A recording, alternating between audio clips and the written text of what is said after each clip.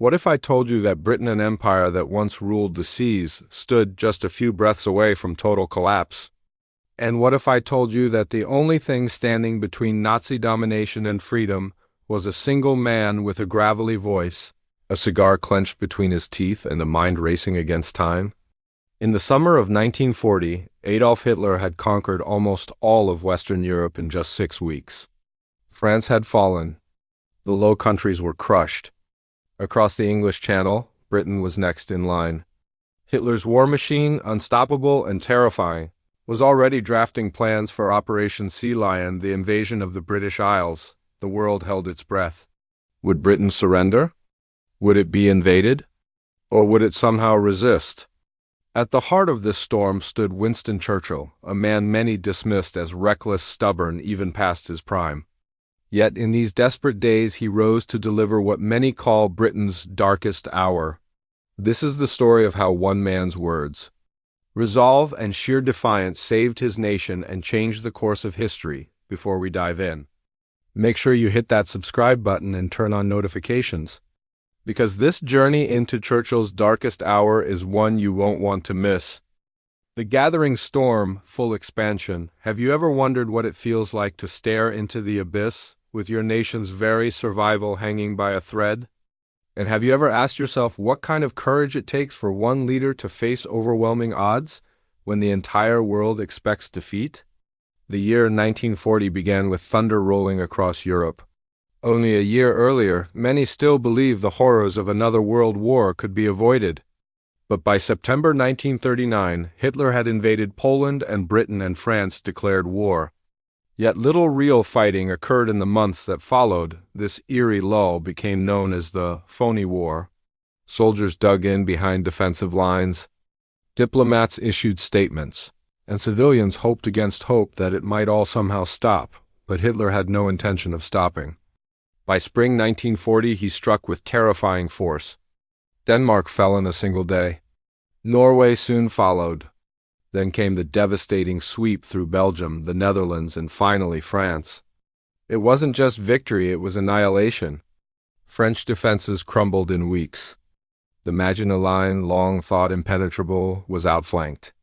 The world had never seen armies move so swiftly, combining tanks, aircraft, and radio coordination into the fearsome tactic the Germans called Blitzkrieg lightning war across the Channel. Britain watched in horror. The French army had been considered one of the strongest in Europe, yet it had folded almost overnight. Millions of civilians fled in chaos.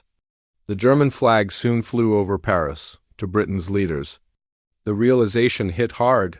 They were now alone. At that moment, Neville Chamberlain, the man most associated with appeasement, still sat in 10 Downing Street.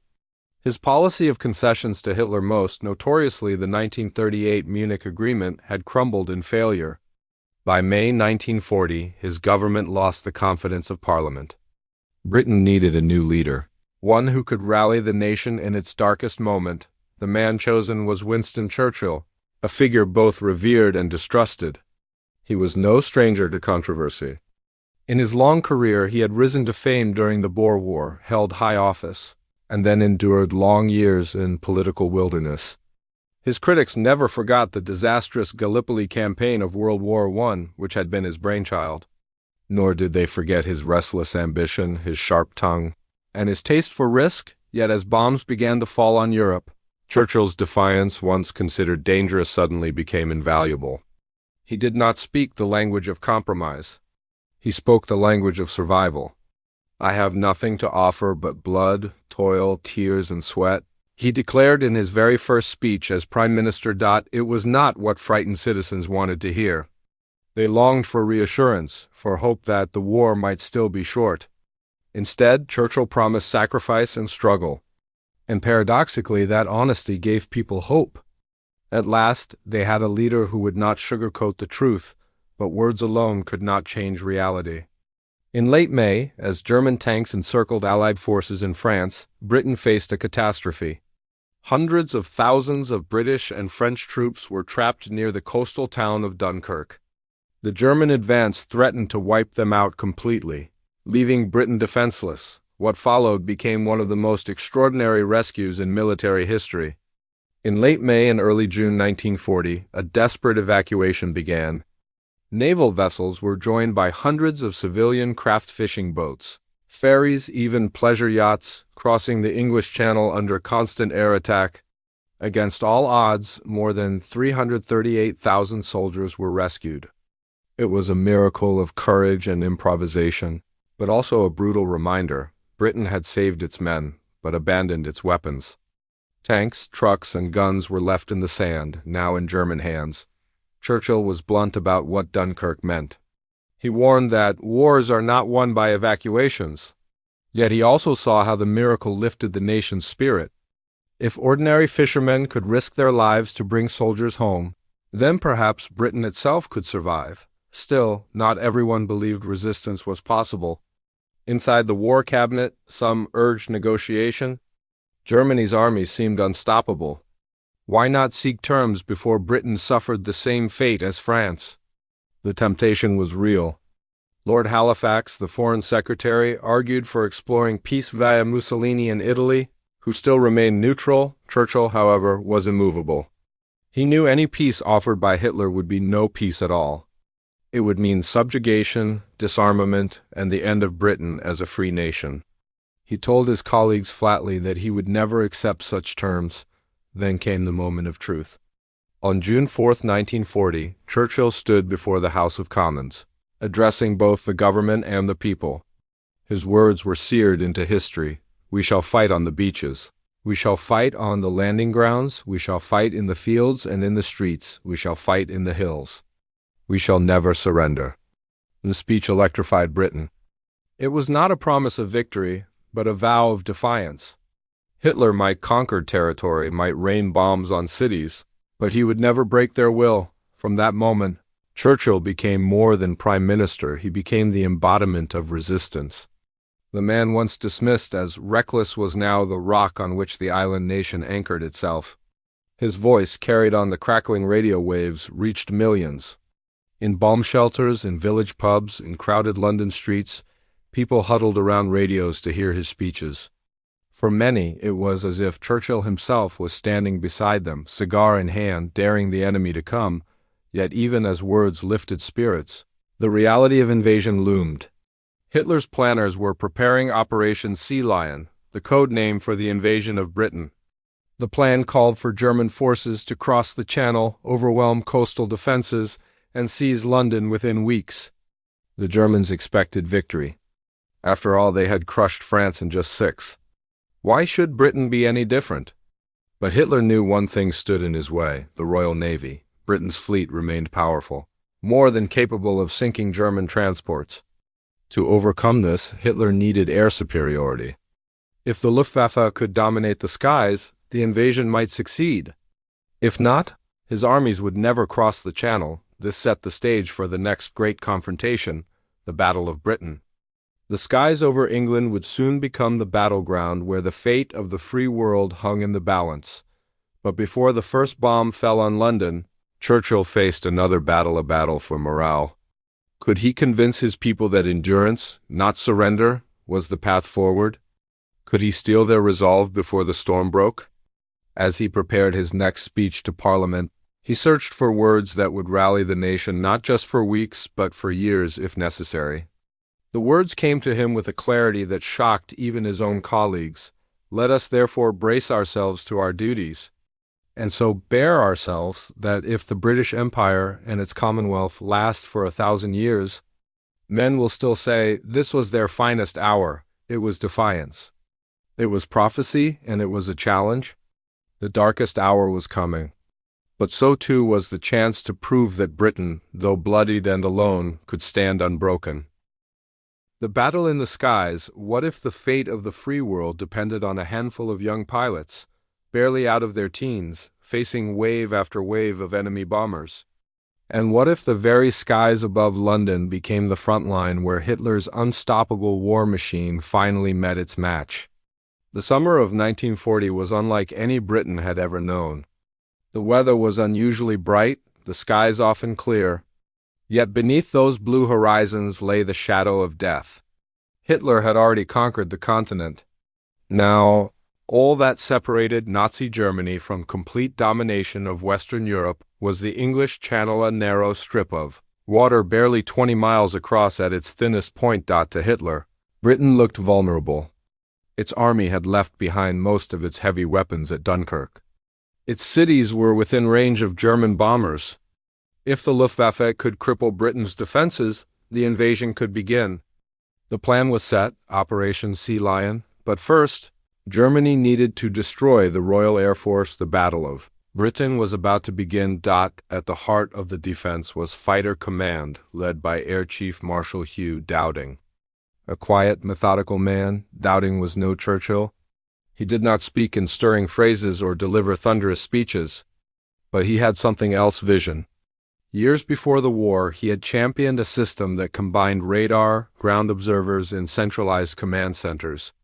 It was this web of detection and coordination, the so-called Dowding system, that would give Britain a fighting chance against Germany's overwhelming numbers. Churchill understood this. He placed his trust in Dowding and in the young men who flew the Hurricanes and Spitfires, the aircraft that would become legends. They were the defenders of Britain, men who often had less than 20 hours of combat training before being sent into the skies. They were drawn from every corner of the Empire: Canadians, Australians, South Africans, New Zealanders, and from occupied countries too, Poles, Czechs, and free French pilots desperate to strike back at their enemy. Together, they formed a brotherhood whose courage would decide the fate of nations. On July 10, 1940, the first phase of the German air assault began. At first, the Luftwaffe targeted shipping in the Channel, hoping to lure British fighters into combat. Then they turned to airfields, radar stations, and industrial targets. Every day, the skies filled with the roar of engines and the scream of diving bombers. Every day, young men took off knowing that some would not return. Churchill followed their struggle closely, often visiting the operations rooms where controllers tracked raids on giant maps. He watched as colored markers moved across the boards, each representing squadrons scrambling to intercept the enemy. Sometimes he stood in silence, puffing on his cigar, his face grim. Other times he asked questions, eager to understand the mechanics of this invisible chess match being fought above England. But even Churchill, with his iron resolve, was shaken by what he saw. The casualty rates were brutal. Squadrons were whittled down in days. Pilots flew multiple sorties a day, barely resting between missions. Many were killed in their first week of combat. Yet they kept flying again and again, throwing themselves into the fight with reckless bravery. In August, the Luftwaffe intensified its assault. Waves of bombers, escorted by swarms of Messerschmitt fighters, crossed the Channel daily. The RAF fought desperately, but the pressure mounted. Runways were cratered, hangars destroyed, fuel supplies dwindling. By early September, the RAF seemed near breaking point. It was then that Hitler made a fateful mistake.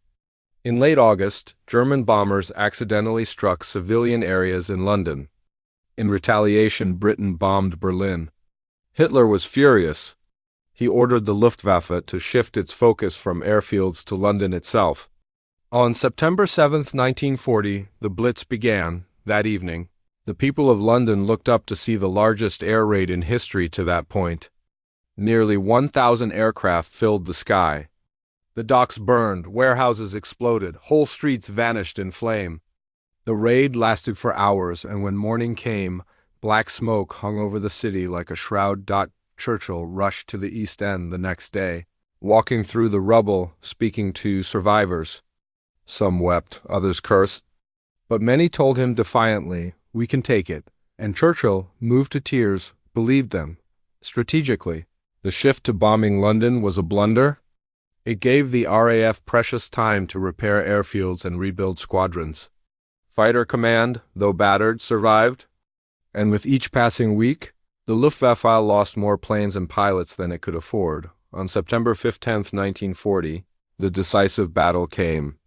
The Luftwaffe launched its largest assault yet, hoping to crush the RAF once and for all. In the skies above London, hundreds of fighters clashed in a swirling melee of smoke and fire. Churchill, visiting the command center that day, asked how many reserves were left. The reply was stark. There are none, but it was enough. By evening, the Luftwaffe had suffered catastrophic losses. Dozens of bombers and fighters were shot down. For the first time, Hitler realized air superiority might be out of reach. Without it, Operation Sea Lion was impossible. The invasion was postponed, then quietly abandoned. Britain had survived. Alone against the full might of Nazi Germany, it had held the line. That evening, Churchill addressed the nation. His words would immortalize the sacrifice of those who fought. Never in the field of human conflict was so much owed by so many to so few. The few, that was what they became known as. Young men with names now etched in stone, who rose into the skies knowing they might never return, but who carried the hopes of millions on their wings. The Blitz, however, was far from over. Night after night, bombs continued to rain on London, Coventry, and other cities. Families huddled in shelters as buildings collapsed above them. Fires lit the night sky, and children were evacuated to the countryside. Yet through it all, Britain endured. The people refused to break, and Churchill's voice, broadcast over the radio, gave them the strength to endure another night. The Battle of Britain was more than a military victory, it was a turning point. For the first time, Hitler had been stopped. His aura of invincibility was shattered, and Britain, once thought doomed, now stood as a beacon of resistance, but Churchill knew the war was far from over. Across the Channel, Hitler still controlled Europe. Britain might have survived invasion, but now it faced a long, grinding struggle. Supplies were running low.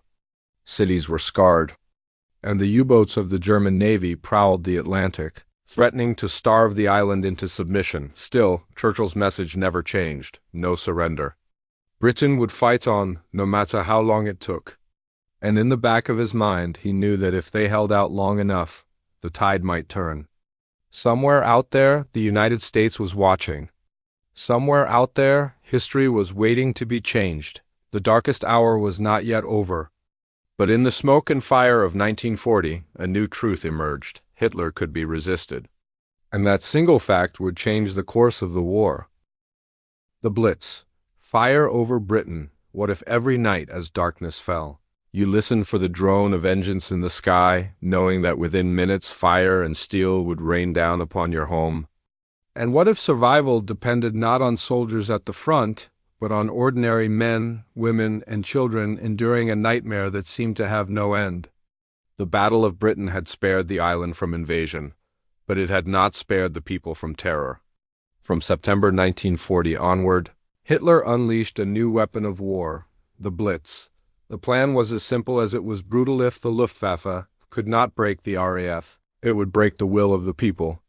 By turning Britain's cities into burning ruins, Hitler hoped to force Churchill to sue for peace. London was the prime target. On the night of September 7, 1940, the first great raid struck. Nearly 1,000 German bombers, escorted by fighters, roared over the Thames. The docks erupted in flames. Warehouses crumbled. Explosions shook the earth. That first night alone, hundreds were killed and thousands left homeless.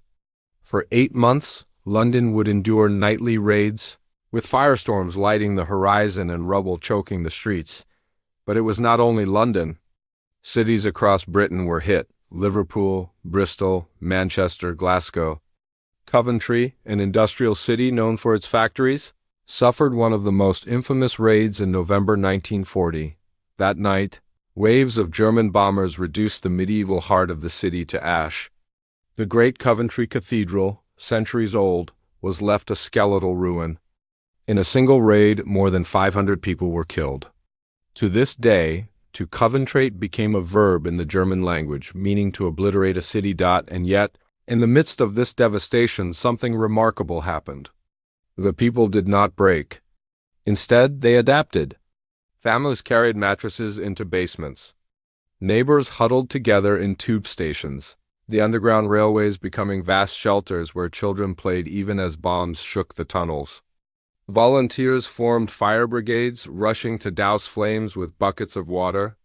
Rescue workers dug survivors out from beneath collapsed buildings. In the morning, milkmen delivered bottles of milk as if nothing had happened, stepping over rubble on their rounds.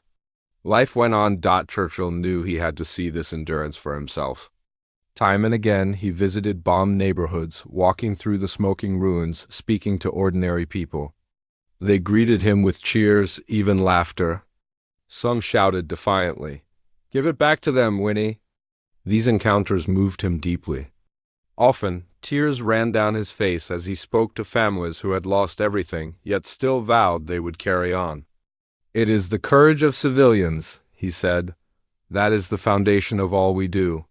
But Churchill also knew morale needed more than words. He made sure the government projected confidence. Cinemas continued to show films. The BBC broadcast music and comedy alongside news. Even the blackout, hated as it was, became a shared ritual and act of solidarity in the face of terror. Still, the suffering was immense. By the end of the Blitz, more than 40,000 civilians had been killed, and more than 1 million homes destroyed.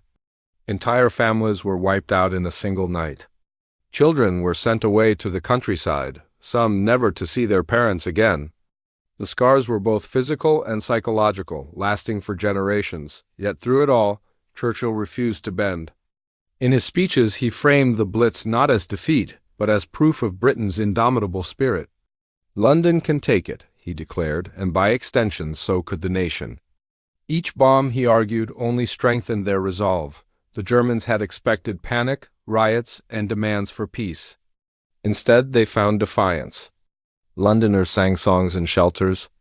Newspapers mocked Hitler as a mad dog.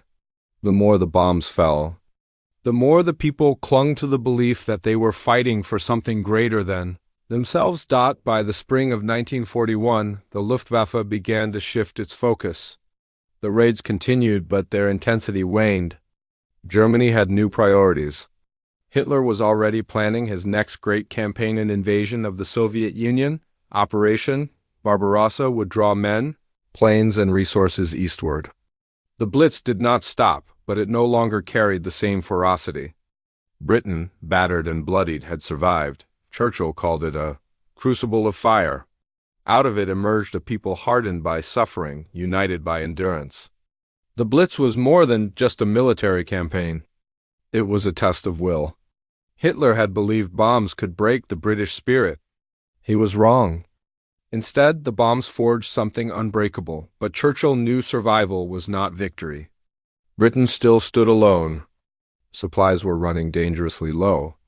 German U-boats prowled the Atlantic, sinking ships faster than Britain could replace them.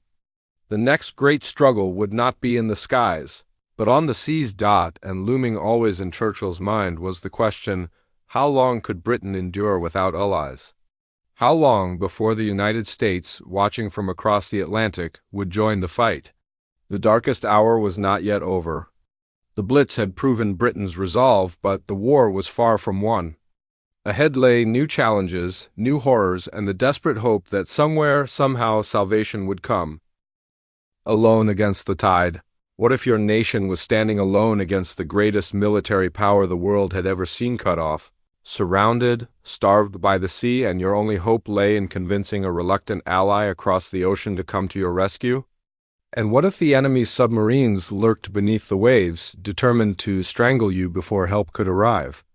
By the spring of 1941, Britain had endured the Blitz, survived the Battle of Britain, and denied Hitler his chance to invade. Yet victory was still a distant dream. The skies were calmer, but the seas told a different story. Hitler, thwarted in his attempt to conquer Britain from above, turned to a new strategy: blockade. If bombs could not break the British spirit, perhaps hunger would. The weapon was the U-boat-sleek, deadly German submarines that prowled the Atlantic. Their mission was simple: sink the merchant ships carrying food, weapons, and supplies to Britain. Without those lifelines, the island nation would wither. Churchill called the U-boat threat the only thing that ever really frightened me during the war. He was right to fear it. In some months, hundreds of thousands of tons of shipping were lost. Convoys were attacked in the dead of night, torpedoes striking without warning.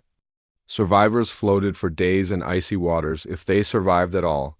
The Battle of the Atlantic was relentless. Convoys stretched across stormy seas, escorted by destroyers that darted back and forth like sheepdogs guarding a flock. Above them, long-range aircraft scoured the waves for the telltale wake of a submarine. Yet for every U-boat sunk, more seemed to appear. German Wolfpacks worked in deadly coordination. Overwhelming defenses. Inside Downing Street, Churchill pored over reports, his nerves stretched thin. Each page told a story of loss. Ships sunk, crews drowned, supplies vanished beneath the waves. The war was not just about courage now. It was about mathematics. Could Britain import enough food to survive? Could its shipyards build replacements faster than the Germans could destroy them? And yet, despite the terror at sea, Churchill refused to despair. He doubled down on technological innovation. The Royal Navy developed new sonar systems. Codebreakers at Bletchley Park worked to crack German communications, and escort groups honed tactics for defending convoys. Slowly, painfully, the tide began to shift. But it was a race Britain could not win alone, which brought Churchill to his greatest obsession, the United States. From the moment he took office, he understood that Britain's survival depended on American support. Yet across the Atlantic, the mood was isolationist. Memories of World War I still haunted the American people. President Franklin D. Roosevelt sympathized with Britain, but he faced political resistance at home. Many Americans asked, why should we fight another European war? Churchill's task was to persuade without begging, to draw America into the fight without alienating her people. He bombarded Roosevelt with letters and telegrams, sometimes daily. He painted vivid pictures of Britain's plight, mixing candor with charm. He spoke of shared values, of freedom and democracy, of a common destiny that bound the two nations together. Roosevelt responded cautiously. In March 1941, he pushed through the Lend-Lease Act, allowing the U.S. to send Britain weapons, ammunition, and other vital supplies. It was a lifeline. American factories churned out planes and tanks, which crossed the Atlantic on convoys. The arsenal of democracy was beginning to stir. But Churchill wanted more. He wanted America in the war. In August 1941, Churchill took a bold step. He sailed across the Atlantic on a warship, braving U-boat-infested waters, to meet Roosevelt in secret off the coast of Newfoundland. There, aboard the battleship HMS Prince of Wales, the two leaders forged what became known as the Atlantic Charter. It was not a formal alliance, but it was a declaration of principles: no territorial expansion, the right of all peoples to choose their government, free trade, and a commitment to peace after victory. The Atlantic Charter was more than words, it was a signal. To the world, it showed that Britain and the United States were united in spirit, if not yet in arms. To Churchill, it was a glimmer of hope. He returned home buoyed, convinced that eventually America would join the fight. But even as he dreamed of American partnership, events in Europe darkened. In June 1941, Hitler launched Operation Barbarossa, the invasion of the Soviet Union. Suddenly, Stalin and Churchill, two men who distrusted and despised one another, found themselves reluctant allies. Churchill, though no friend of communism, welcomed the news. If Hitler invaded hell, he quipped, I would at least make a favorable reference to the devil in the House of Commons. Now, the war had widened. The Soviet Union bore the brunt of Hitler's fury, suffering staggering losses as German armies surged toward Moscow. For Britain, this was both a relief and a new anxiety. On one hand, the pressure on Britain eased slightly. Hitler's attention was elsewhere. On the other, Churchill knew the Soviets might collapse, leaving Germany stronger than ever. By late 1941, Britain stood at a crossroads. It had survived alone for more than a year, but only barely. Supplies were short, cities scarred, spirits stretched. Churchill continued to plead with Roosevelt, insisting that America's entry into the war was inevitable. But when and how remained unknown. The answer came in December 1941, in a way no one could have predicted. On the morning of December 7th, Japanese aircraft attacked Pearl Harbor, devastating the U.S. Pacific Fleet. Within days, America declared war on Japan. And when Hitler foolishly declared war on the United States soon after, Roosevelt declared war on Germany as well. Churchill was in bed when the news reached him. He later wrote that he slept the sleep of the saved. At last, Britain was no longer alone. The greatest industrial power on earth had joined the struggle. The tide of history had turned, but Churchill also knew what this meant. The war was about to expand on a scale unimaginable. The Atlantic, the Pacific, Africa, Russia all would become battlegrounds. For Britain, the darkest hour was passing, but the longest and bloodiest fight still lay ahead. The turning of the tide. What if the darkest night was finally giving way to dawn, but victory was still years and oceans away? And what if the very leader who saved his nation in its hour of need would live to see triumph, yet find himself cast aside on the day of celebration? The entry of the United States into the war in December 1941 was nothing short of a lifeline for Britain. For more than a year and a half, Churchill had steered his country through fire and fear, always clinging to the belief that America would come. Now, with the stars and stripes flying beside the Union Jack, he knew that the balance of power had shifted. So we had won after all. He would later write. England would live. Britain would live. A commonwealth of nations and the empire would live. But the war was not suddenly over. It was only expanding. The Allies now faced a global struggle. Across the deserts of North Africa, the icy plains of Russia, the jungles of Asia, and eventually the beaches of Europe. The question was not whether they could win, but how long it would take and at what cost. Churchill wasted no time in cementing his bond with Roosevelt. Within weeks of Pearl Harbor, he crossed the Atlantic to Washington, where he addressed the U.S. Congress in his gravelly, defiant voice. He reminded Americans of their shared heritage and destiny. What kind of a people do they think we are? He thundered. The applause was thunderous. For the first time since the war began, he felt he was not just leading Britain, but part of something far greater, a united coalition, determined to bring down tyranny. The partnership with Roosevelt became one of the most important relationships of the war. The two men, so different in style, Roosevelt urbane, charming, wheelchair-bound, but full of energy, Churchill boisterous, cigar-smoking, prone to fits of both brilliance and despair, nonetheless formed a bond of trust. They exchanged hundreds of telegrams, met in person more than 10 times, and planned strategy over late-night dinners and whiskey-fueled conversations. Together, they sketched out the grand design of victory. The first test came in North Africa. There, the German Afrika Korps under General Erwin Rommel, the Desert Fox, threatened to seize the Suez Canal and cut off vital supply routes.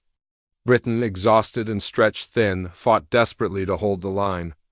In 1942, Churchill placed his faith in a new commander, Bernard Montgomery. At El Alamein in October, Montgomery delivered the victory Britain so badly needed. Before Alamein we never had a victory, Churchill said, and after Alamein we never had a defeat. From North Africa, the Allies moved into Italy. Then with Roosevelt, Stalin, and other leaders, Churchill planned the greatest gamble of all, the invasion of Nazi-occupied France. D-Day, June 6, 1944, was the culmination of years of planning, deception, and sacrifice. As Allied troops stormed ashore in Normandy, Churchill paced anxiously in London, chain-smoking cigars, waiting for news. When he learned that the beaches had been secured, he knew the end of Hitler's empire had begun, but for Churchill, victory was never just about armies and battles. It was about spirit. Throughout the war, he continued to speak directly to his people, reminding them of what they were fighting for. In villages and cities scarred by bombs, he spoke of freedom, of resilience, of a world reborn from the ashes of tyranny. He humanized the struggle, turning statistics into stories, battles into symbols of endurance. By May 1945, after nearly 6 years of war, Germany surrendered. Crowds flooded London, cheering, weeping, dancing in the streets. Churchill appeared on the balcony of the Ministry of Health, flashing his famous V for Victory sign. He had led Britain from the brink of defeat to the triumph of victory. It seemed the culmination of everything he had fought for, and yet history has its cruel twists. Only weeks after the war in Europe ended, Churchill's government fell. In the general election of July 1945, the British people, weary of war and yearning for change, voted him out. It was a bitter irony.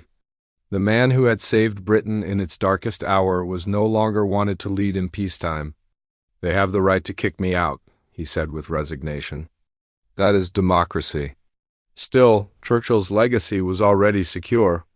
His speeches had not just inspired a nation, they had altered the course of history. His stubborn refusal to surrender when all seemed lost had bought the world time to rally. His vision of partnership with the United States had laid the foundation for ultimate victory. Without him, Britain might not have survived 1940. Without him, the free world might never have had the chance to fight back. And so, when we speak of Britain's darkest hour, we speak not only of the bombs and the battles, but of the spirit that endured them. A spirit embodied in the defiance of ordinary people and in the gravelly voice of one man who told them, again and again, that no matter how dark the night, they would never surrender. As Churchill himself said, "Success is not final. Failure is not fatal. It is the courage to continue that counts." And in that courage and Britain's lies the true story of how freedom survived when all seemed lost.